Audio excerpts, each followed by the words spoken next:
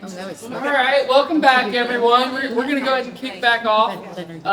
As much as we love talking and sharing with y'all, we also realize that we are kind of one step removed from the work, and sometimes not sometimes, all the time, really, the best insight comes from y'all. And so in just a moment, we're going to have Marcia and Kelly come up and share some things that have been going on at their school. And also thinking about where we are in this work. This is Rural Connect 3, the last session in the last year of this project. And that's bittersweet in a lot of ways. But one of the realities is kind of moving forward, we know that it's the release. Like as much as we want to or are able to, and much as you reach out to us, we will continue to support. But in many ways, y'all are going to be carrying out and implementing a lot of this work that we've been talking about, at least more without us than we have been. And so we've seen some really great things. We've heard some really great things from Marcia and Kelly and what they've done and kind of scaling up the work at their school. And so we want you to hear from them.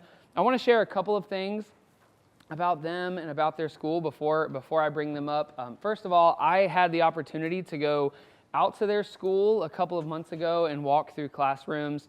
And if I were to have a magic wand and wave it and say, like, here is like the highlight school for Rural Connect, like classroom to classroom to classroom, just it looked and felt and just every sense screamed the work of Rural Connect, the rigorous alignment, the active engagement.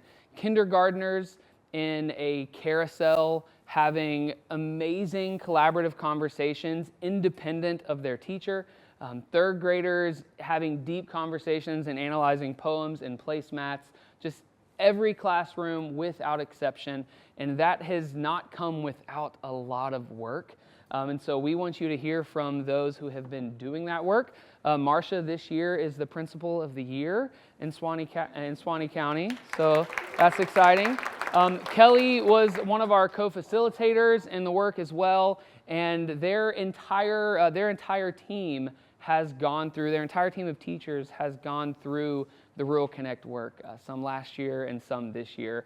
And so we're just super proud of them, super excited for the work that's been happening and is continuing to happen. So we want to invite y'all up and just kind of talk to us about those kind of initial steps and the work of Rural Connect. If you want to start that conversation off, share with us, and then we'll have just a little bit of a conversation as we do that.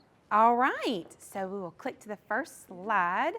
So after the Summer Literacy Institute, we were really pumped up that we were like, oh my goodness, this is such great stuff. So our admin team and our coach, we all met together and we immediately made a plan.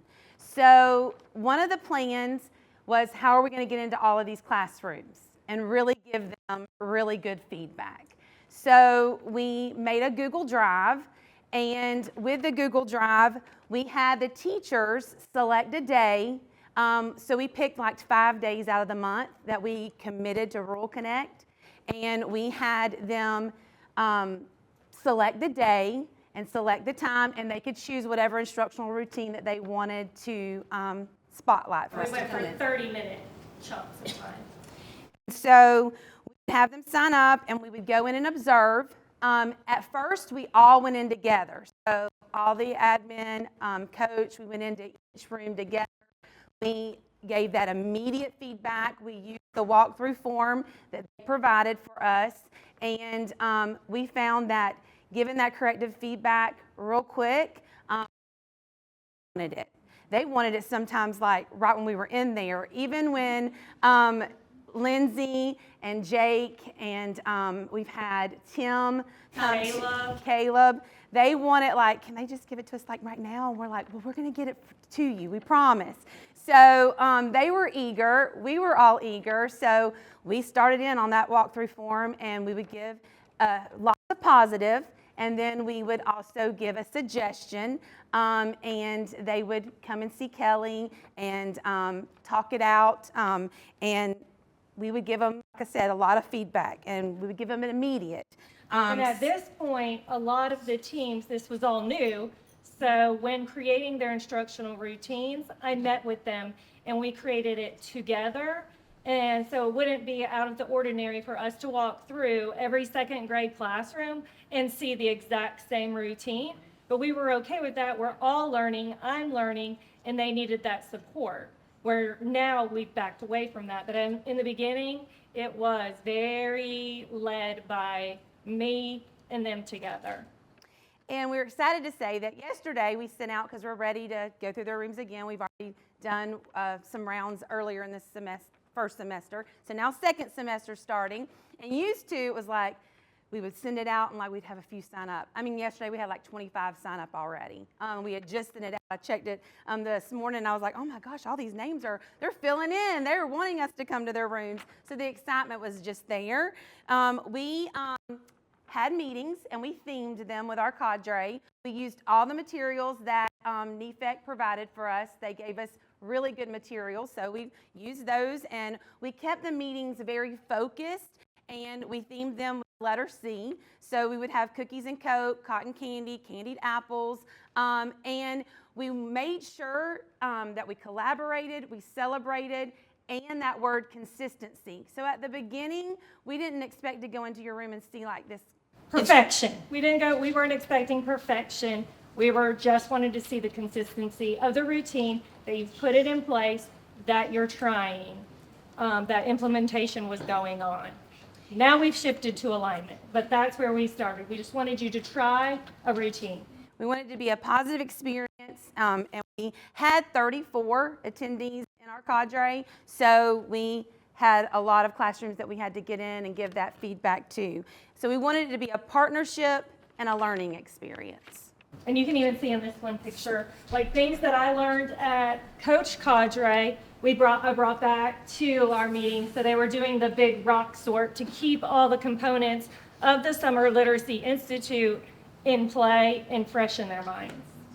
You talked about that sort of initial launching and the meetings that you had and the time you spent sort of redelivering, continuing to deliver that PL, but maybe speak a little bit more to sort of the sustaining, right? Like after the Summer Literacy Institute, after those initial rounds of Rural Connect, what are some things y'all have done to sustain that work beyond, to maybe include teachers that might have missed a session or weren't involved this year or weren't involved last year? Thinking about that sustaining and what happens every day, all the days in between the sessions, what y'all have done to continue that. And one thing I want to just back up, I forgot to say, some have asked, how did we get coverage, like to have our cadre meetings, and what times do we have our cadre meetings? We had them during the school day. No, we didn't have a para for all of the people to come down, so we would put the grade levels together. Some did have, our rooms are connected, so like a para could be in their cover in 2 classrooms, but we would put them together and then we would meet during the school day. So we would meet for 30 minutes. It was timely. It was usually around 2 to 2:30 or 2:30 to 3, and they knew that we were going to keep it on point. And so I know that was one of the questions I think that somebody had asked. Okay, so how did we make it and sustain it? We made it a way of work. We embedded it in all of our meetings.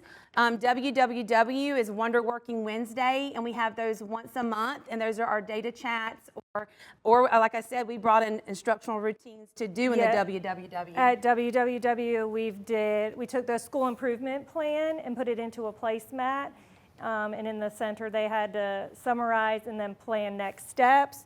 We also did a jigsaw of the practice profile, so they became an expert on one of the practice profiles, and then they had to come back and teach it to their home group. We try to embed it in anything that we did so that they could experience it as a participant, but then know that we're right along there with them learning it. I did a book study, John Hattie's 10 Mind Frames for Visible Learning, and I tried to incorporate a routine every month we met.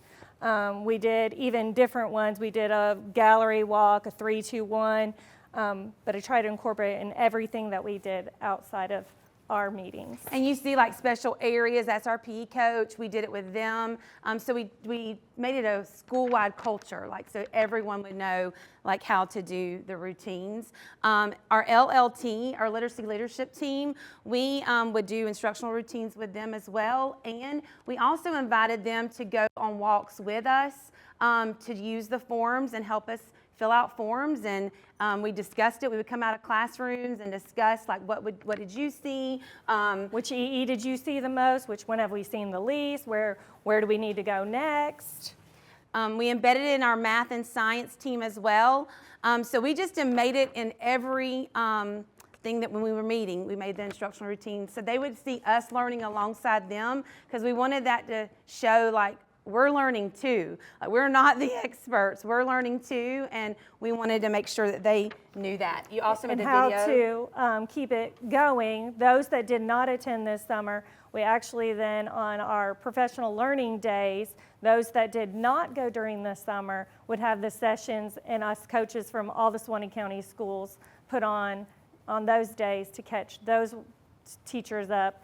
And during their PLCs, they supported the people that didn't go. So pretty much every person in our school, whether they've gone to Rural Connect or not, implement the routines.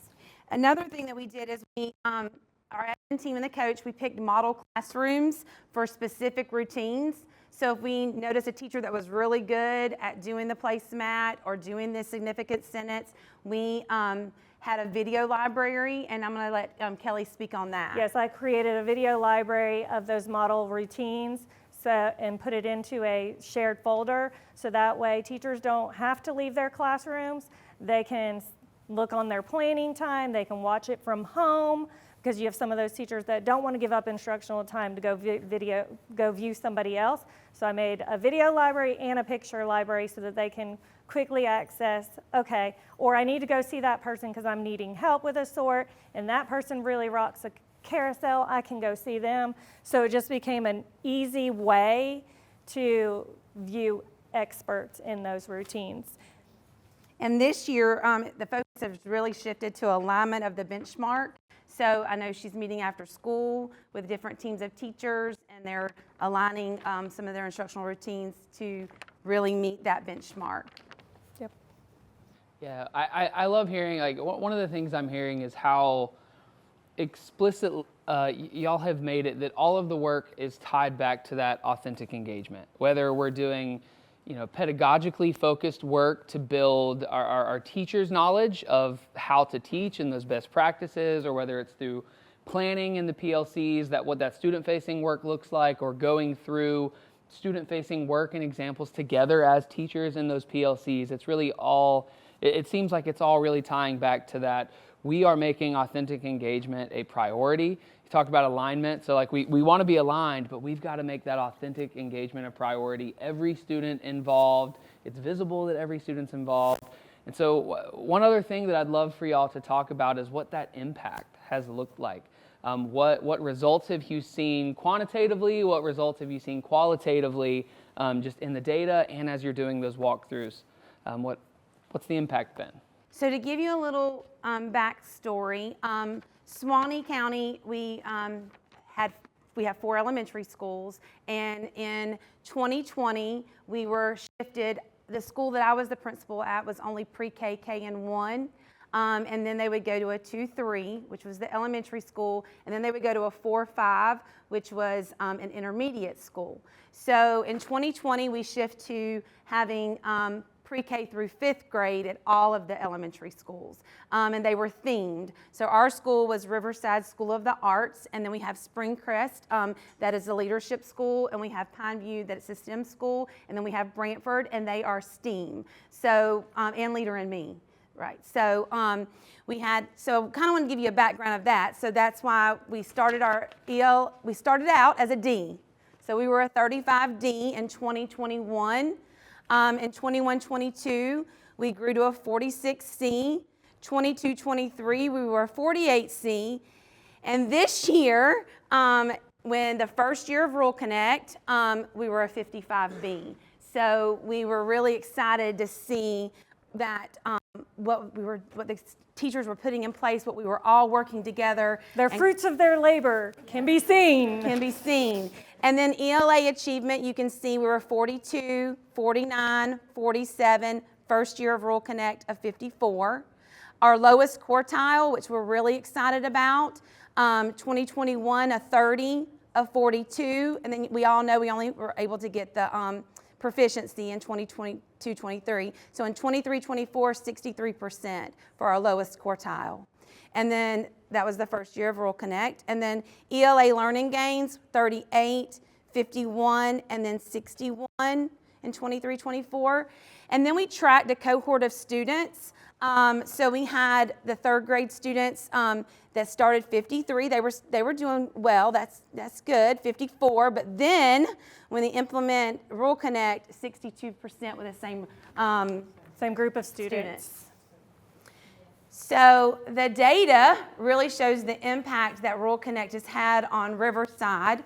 And our PLCs are really more focused. And I'm going to let her speak on that. They're using their data to plan for Tier 1 instruction and create the routines together as a team. Some teams really disperse, like you're going to create one, you're going to create one, and they sit in there and they create it together and they get feedback from each other. They model it in front of each other of how it's supposed to look. They upload it into a Google Drive. They share it with me. They ask for feedback. I type in there and I give them feedback, and then they put it in place, and that's really, really taken off. A lot of our grade levels do that. Most in their PLCs are at the point that they are creating the routines on their own without as much support from me. They just want the feedback, or they want, they're even asking for vertical alignment. I have a fourth grade team. They create a carousel. They go to this fifth grade teacher that rocks carousel and text-dependent questions, and they'll be like, can you come look at ours and give us feedback? And are these aligned? What are your thoughts? So it's really become a collaborative effort by all. And you've made that Canvas course. Oh yes, I created a Canvas course where I've uploaded all of NEFEC's resources for my teachers for K through 2 and 3 through 5, so they don't have to like hunt and sort. It's there. All the work we've done with our state regional literacy director, Caleb Watkins, we've picked apart and did benchmark planning and all of that's in there. So everything's in one place. They can go there, they can find it, they can use it at their PLCs to plan. So engagement, I know, Lindsay, you've been with us a little bit since the beginning, whenever we started doing some walkthroughs, and engagement was not at Riverside. We were, Compliant. They were compliant. Marcia, if I could add, I think it's really important to note that when I first started going to Riverside, everyone was working hard. That is the thing that hasn't changed. Everyone was working very hard. All of the teachers were teaching when we walked in their rooms. The kids were not engaged. It was not aligned to the benchmark. But the teachers had planned and put in time and hours and were prepared for the thing that they were teaching. So we're not asking teachers to work harder. We're asking them to do that focused work, that what you guys are sharing is the magic. It's the alignment, it's the collaboration, it's the engagement. It's all of those pieces together. It's not work harder. And I think that's freeing for teachers and for leaders, right? You can't ask them to work harder, they'll leave. Exactly. So engagement really has stepped up. I mean, like, it's exciting to see. Yeah, kids are reading, writing, listening, speaking daily, all the time. All the time. And their collaboration is there amongst not only the students, but the staff. We see that culture of collaboration because, believe me, it wasn't there. We were crying. Lindsay has sat with me while I've cried. Tim has sat with me. Kevin goes, please don't get up there and cry today. I said, I'll try not to. It would be happy tears, I promise. But it's been a lot of work and a lot of team effort. And we're excited to have Mr. Lewis on our team and Ms. Black on our team. Ms. Black's not here, but Mr. Lewis has really been helping lead the cadre of teachers that are in it this go around, and he's done a fabulous job with them. I have some testimonies from some teachers because I asked for some testimonies, and it kind of goes along with what Lindsay just presented. This is Miss Fry. She's a 5th grade teacher. She was one of the top ones in the district with her ELA scores last year. And she said, significant sentences would grab my students' attention and truly pique their interest in what we were getting ready to read, plus allow us to discuss or review grammar rules and easily practice fluency. I was always surprised how creative they were when they used the significant sentences as a model and wrote their own sentences. Okay, I have Miss Ferguson. The carousel routine worked well within our reading and social studies content. So there, it's bridged into she's not just doing it in ELA, she's also using the routines in social studies. The students enjoyed working collaboratively and sharing their ideas at each rotation. This routine allowed my students to participate and brainstorm together to come up with an answer. And that's the cohort of teachers that were the 5th grade cohort that was some of their testimonies. And then just yesterday, we communicate all the time. That's one thing I think we communicate a lot.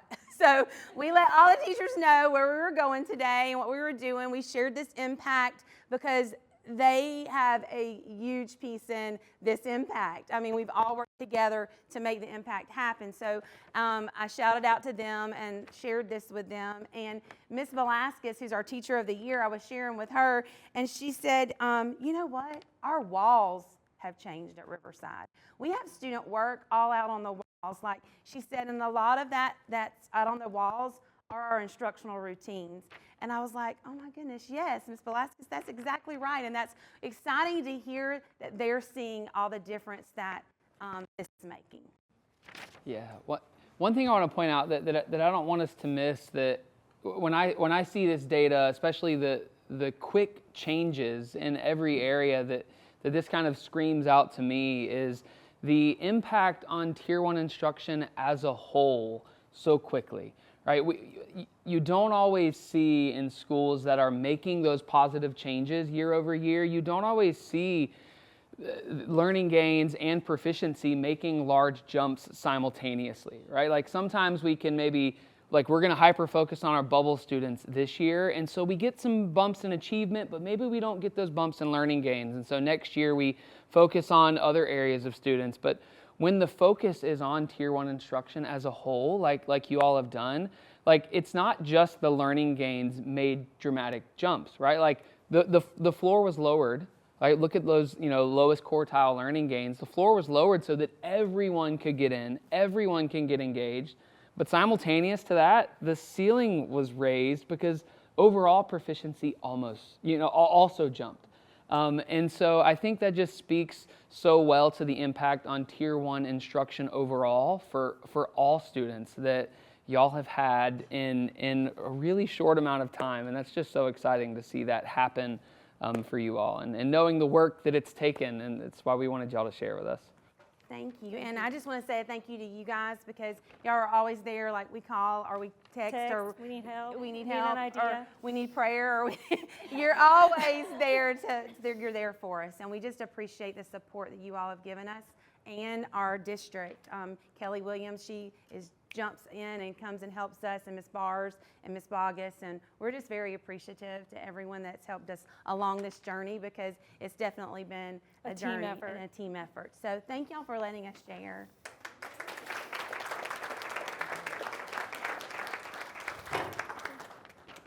So thinking about the work that you've gotten to kind of hear firsthand around scaling and sustaining that work, knowing that moving forward after this session, the ball's kind of in your court for that now, that scaling and that sustaining that's going to be happening. We want to give everyone a chance to kind of reflect what kind of things that you need to think about, what things you're already thinking about, those steps moving forward as you're getting ready to scale and sustain that work. So thinking about that, we're going to give you kind of 4 ways to have conversations, knowing that there's going to be overlap, and that's okay. But we're going to kind of target in on some specific ways of reflecting and focusing and planning and moving forward. So the first one, thinking about what you've learned this year, what conversations you've already had in your PLCs, things you've already seen happening in classrooms, knowing where you are, what are some things that you're thinking about adding? Maybe it's something that you've heard in a previous Rural Connect session. Maybe it's conversations that have happened in your PLCs. Maybe it's inspiration from Marcia and Kelly.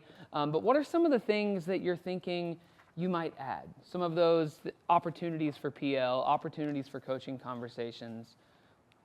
Take a moment to kind of quietly reflect, but in 30 seconds or so, as it naturally happens, just start talking at your tables. What are some of those things that you might add? But I think the piece that we need to add is the model classroom. We know who they are. Right. You know, Right. We see them, I don't but- think that we've intentionally been like, you know what? Chrissy Griffiths is model classroom for significant sentence in kindergarten, for example. Like we need to get folks that, yeah, and it's not enough to just do that, but to set up a structure where, yeah, how are we going to go about coverage for So other those people teams? can go see or watch or. Yeah. And the same thing with the walkthroughs. Right.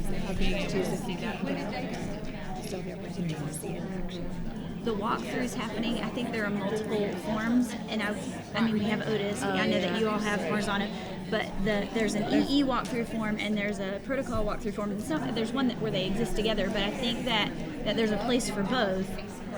And I think that if we had done that more frequently, we might have been able to catch first grade sooner. Yeah. We found a passage that had R-controlled words, and so we picked out a sentence. We focused on R-controlled. We found there was comma, comma, and. So I said, oh, you can teach comma, comma, and. There were common and proper nouns. I said, you can touch on that. They're dividing and conquering, which has been great. And it came from another teacher telling another grade level, like, this is what we're doing. And so it came from them. So I asked them to come and speak at WWW, like, you share what y'all's team and your PLCs are doing. And that's really helped, too. So they were like, well, we can do that too. It's interesting how coming from a peer. Yep. That's all it takes. Yep. It's like talking to your kids, right? They'll listen to their friends more than they'll listen to you. All right, so I'm going to ask for some sharing for some groups. And if you can, I know sometimes as ideas start, they're kind of abstract and messy. But if you can, I'm really looking for some concrete, tangible things. Like this is the piece we need to talk about. This specific idea, this specific strategy, this specific group of teachers, this type of target audience. If you can kind of make it concrete and tangible, that way other groups can hear it and think, oh yeah, that's something we can do too. That's something we can do too. If your conversation ended and it was still kind of abstract and messy, that's okay. You can share that too. So is anyone like really excited to share first? So we were talking about at Lake Butler Middle School, so we have where we've trained teachers with practice profile. They understand what that looks like with us doing walkthroughs and what we expect to see. But then we also have a large group of people who have gone through Rural Connect. 3 years ago we had a big group. This past year we had a pretty significant group. So what we thought about doing was pulling those, looking at our scores from practice profile, and I think one of our lower areas, Tier 1 Instruction Explicit. So take some of the areas in Rural Connect that they've learned these routines and strategies, and have even our Rural Connect people do a video cameo and bring them in for PL and focus on whatever that protocol was, and have them either show it or do it or see a video and then put that into place and have time planning. We felt like one of the biggest issues is teachers finding the materials for what those protocols are and being able to be comfortable with the protocol and the material and trusting the material. So to provide time to do that. So we're going to try and find time outside of a PL day. Like, what does that look like? So it sounds like onboarding some teachers who haven't had that professional learning, but leveraging teachers who have had the professional learning to be a part of that delivery or facilitation in some way. All right. I heard that at a couple groups. So anything else?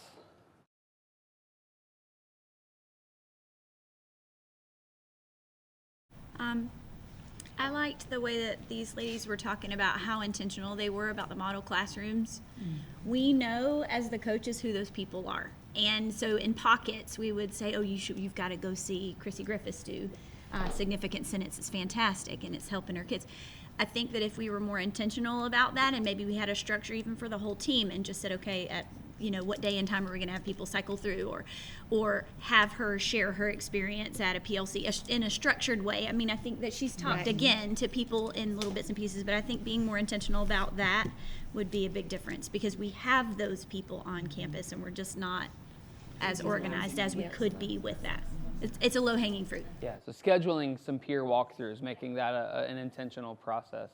Yeah, I love that, like, both of those things we've heard are leaning on teachers with the expertise to help be part of that. They need that, just like that empowers them. I heard somebody say at one of our data chats this past week that they still felt like, even though their data looked really great, they weren't very verbal in our meeting, but they said they had that imposter syndrome. Do you remember after the meeting? Yeah. They said, I still feel like I know what my data looks like and I know how it sounds, but I just have that imposter syndrome, like I don't have the right to speak up right now. And we've told a lot of our younger teachers, yes, you've been around for 1 or 2 years, you're still a teacher leader. Like, you can still be a leader even though you have only had, this experience. It's still an experience to share. So I think that's the consistent We started program. something this year. We try really hard to get teachers into other classrooms, but that's hard to get coverage. And it's like, I can't be in every, all places at once. We just don't have the people. Anyway, so we said, okay, so Miss Craven, you're going to go watch Miss Jones do her sax symphonics. You're going to take your whole class in there with you. And the whole class would go, and they'd show up, and they both knew it and all that. And then later on, a few days later, Miss Jones might come watch Miss Craven do a different lesson. They're able to provide feedback. The veteran teacher could provide feedback for the newer teacher, and even vice versa. Anyway, it worked really, really, really well. I highly recommend. The teachers, all of them, really loved to do that. So the kids loved it. We get to go on a field trip to Miss So-and-so's class, so they thought it was great. So anyway. Yeah, I love hearing all this. I heard Marcia talking a little bit about how important that peer-to-peer connection is in creating a natural, like, hunger and desire to grow. Like, ooh, like, what's going on over there? Like, that looks nice. They're happier all of a sudden. There's results there all of a sudden. Like, what's going on? And as leaders, we can facilitate those opportunities for teachers to do that. Marcia, do you want to say any more about that, or did I kind of cover it? That's true. Like, I think building that excitement, like I think building that culture of it's okay and we're taking down the walls and we're not afraid to share, because that's the thing, is getting them. And even your newer ones, like we had one of our newer teachers in math come to WWW just this past week, and she shared what she's doing because her results are good. I mean, like, her PM2 math data looked really good, and I said, what are you doing? So she came in and she shared to all the teachers, and it went over really well. And then we had a kindergarten teacher come in and share what she's doing with building all the instructional routines, the grade levels, building all these instructional routines, and taking ownership of, like, you do this one according to what was low, what we scored low in on fast, let's make an instructional routine that'll help with that. So they're really taking ownership, and it's moved up into our other grade levels.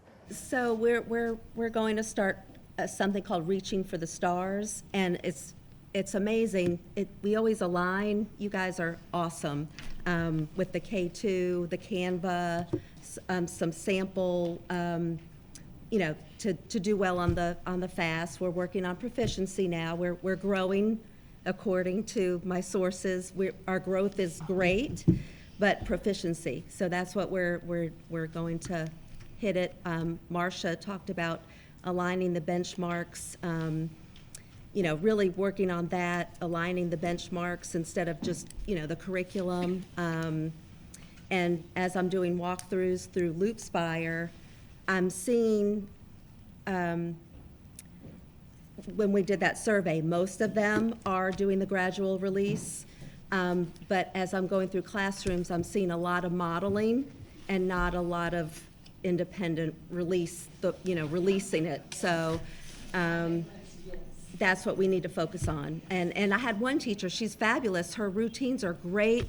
The delivery, she was manipulating letters, and all the kids were super engaged. And then she switched to something else and said, wait, I want more, So, I think just, focus on that one thing. even like K before EIY, C before AOU, the teachers were so quick to go past that. I'm like, that's a whole lesson in itself.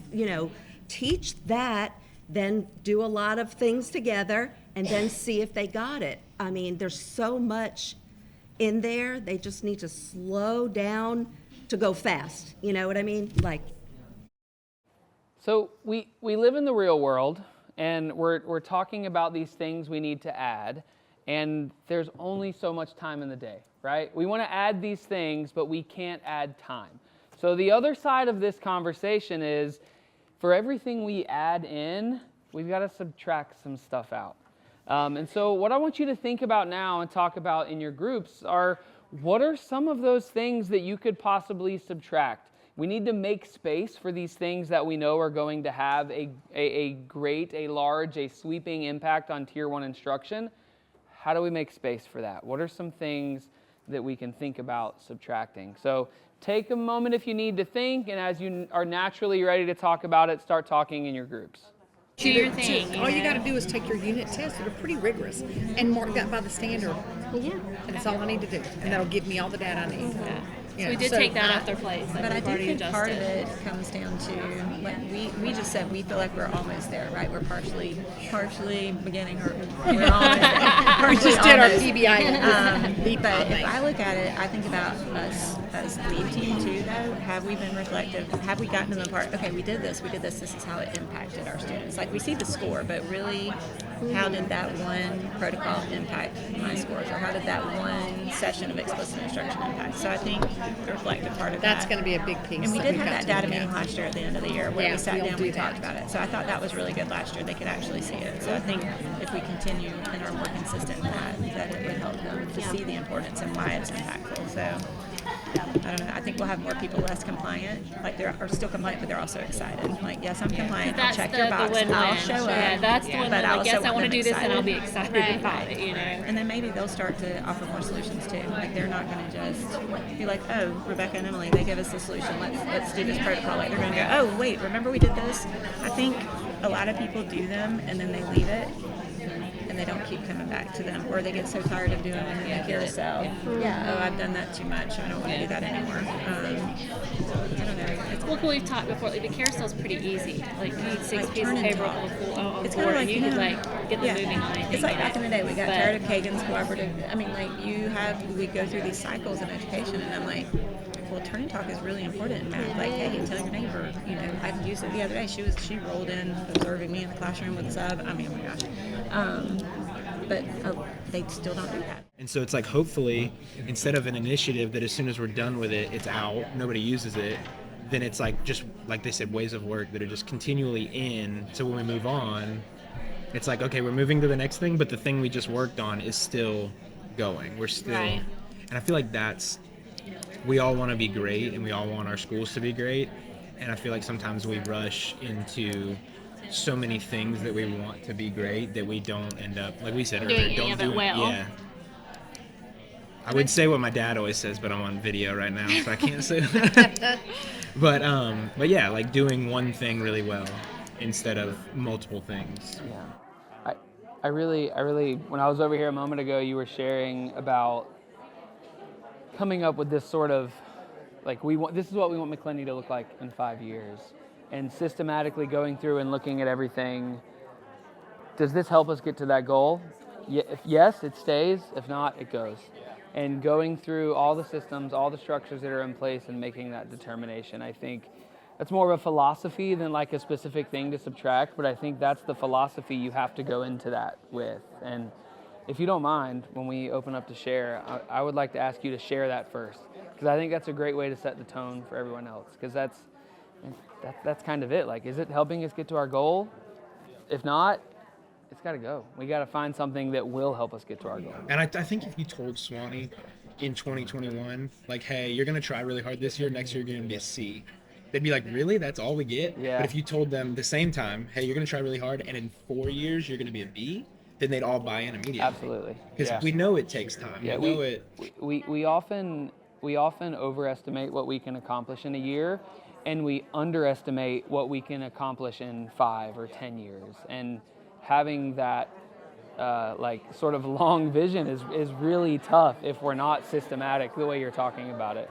So, all right. So as we come together, Wyatt, if you will, I would love if you would kind of open this conversation. I heard Wyatt talking less about like a specific idea or a specific thing to subtract, more about of a kind of a philosophy of how to approach this topic that I thought was extremely wise, extremely systematic. And so will you share with everyone kind of what I got to overhear y'all talking about? So we had kind of talked about like creating in our minds what we would like McClenny to look like in 5 years. I think in 2021, if you'd have told Suwannee, like, you're going to do all this work and you're going to go from a D to a C, they'd be like, really, that's it?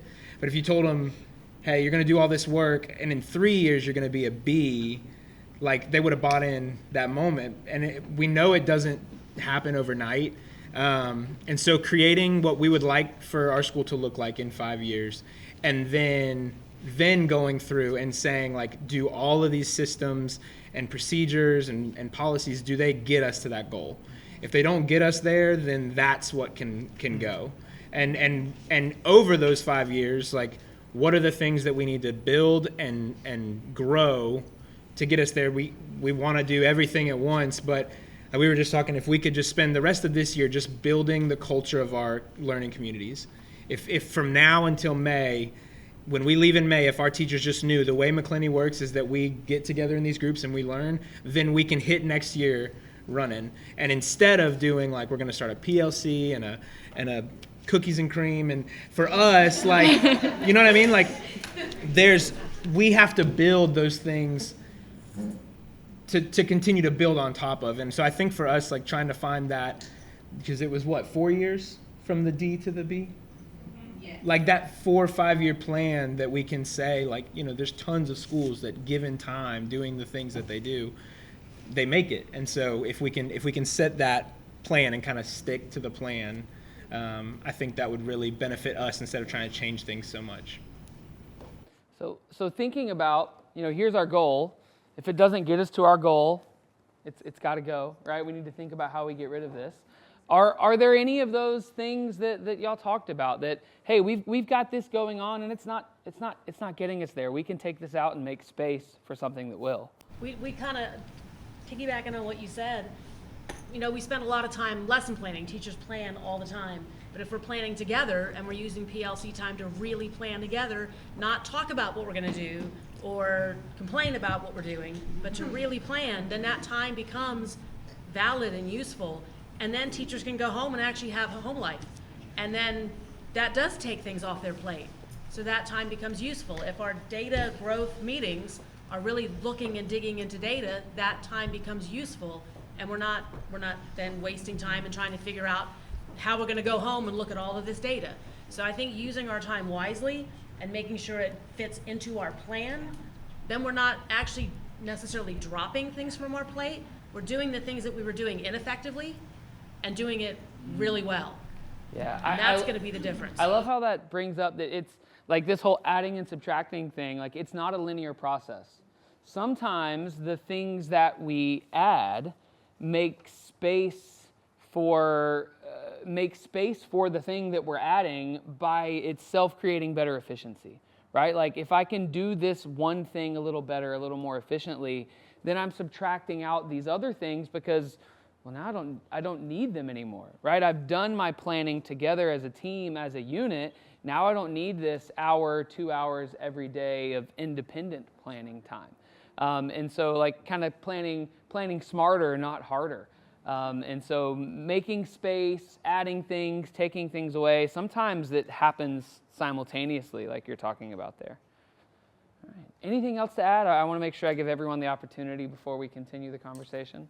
I was just going to say, and kind of going to what you were saying, making that plan and sticking to it is really hard sometimes because you have to be vulnerable to think, hey, what I'm choosing is important and I think it's going to be impactful, and sticking with that, because kind of like you said, I'm going to do a book study, I'm going to do a PLC on this, I'm going to have a small group on that. Hey, we're having Monday meets, let's come and do this.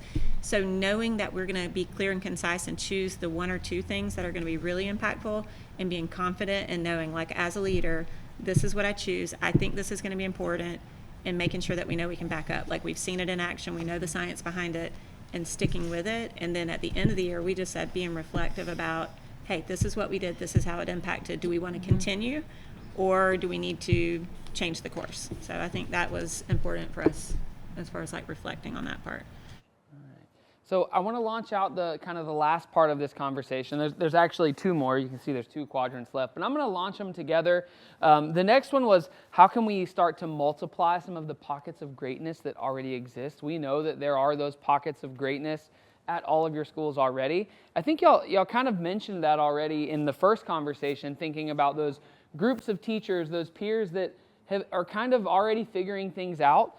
Things are moving in the right track. How do we multiply that out to the whole teacher population so that all students are benefiting? So you can kind of continue those conversations, but also, like, this is a lot of work. And no one can do all of this work on their own. We're not expecting any of you to do all of this work on your own. So also, how are you going to divide that work out? Start thinking about, like, what are the roles and who is going to fill those roles? How are they going to do that? What support are they going to have? How are they going to support each other? How are you going to support them? And also thinking about when, like timeline, when should these things happen? So continue to talk about multiplying out those pockets of greatness that already exist, and then the hard work that takes. How are you going to divide that work so that we can do it, right? If one person tries to do it all, it's going to crash and burn. We've got to do it together. So continue those conversations. We'll give you 3-ish minutes. We'll come back together, share as a group before we move on.